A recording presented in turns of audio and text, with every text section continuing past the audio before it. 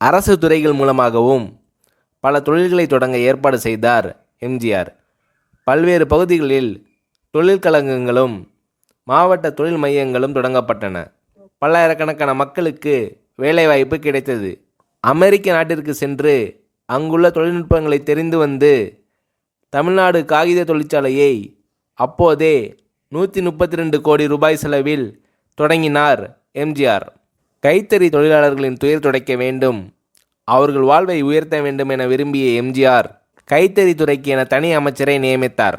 ஆதி திராவிட மக்களின் மேம்பாட்டுக்காக தனி இயக்குனர் ஒருவர் தலைமையில் தனித்துறையை ஏற்படுத்திய எம்ஜிஆர் அவர்களுக்கு வீட்டு வசதியினை உருவாக்கி தர தனி வீட்டு வசதி வாரியத்தையும் உருவாக்கினார் எம்ஜிஆர் அவர்கள். ஏழை எளிய தாய்மார்களுக்கும் இலவச காலணி, இலவச பல்பொடி வழங்கும் திட்டத்தை கொண்டு வந்து இதற்கென ஆண்டுக்கு 30 கோடி ரூபாய் நிதியையும் ஒதுக்கினார் எம்ஜிஆர் அவர்கள். இதன் மூலம் 1000க்கும் மேற்பட்ட தொழிலாளர்களுக்கு வேலை வாய்ப்பையும் எம்ஜிஆர் உருவாக்கி தந்தார்.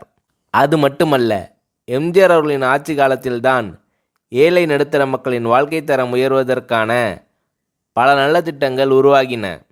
வணிகர்களுக்கு ஒரு முனை வரி விதிப்பு, விவசாயிகளுக்கு பயிர் பாதுகாப்பு மற்றும் இடர் உதவி திட்டம், அரசு ஊழியர்களுக்கு ஈட்டுறுதியுடன் இணைந்த சிறப்பு ஓய்வூதிய திட்டம், கிராம கைவினை கலைஞர்களுக்கு இலவச தொழில் கருவிகள் வழங்கும் திட்டம், தொழிலாளர்களுக்கு விபத்து நிவாரண திட்டம், மீனவர்களுக்கும் நெசவாளர்களுக்கும் வீட்டு வசதி திட்டம், நெசவாளர்கள், தீப்பெட்டி தொழிலாளர்கள், பனையேறும் தொழிலாளர்களுக்கு விபத்து கால உதவி திட்டம், காவல்துறையினருக்கு தனியாக வீட்டு வசதி கழகம், அவர்களுக்கு மலிவு விலையில் உணவுப் பொருட்கள் வழங்கும் திட்டம், இப்படி எண்ணற்ற திட்டங்களை எம்ஜிஆர் அவர்கள் முதலமைச்சராக இருந்து அறிவித்து செயல்படுத்தினார்.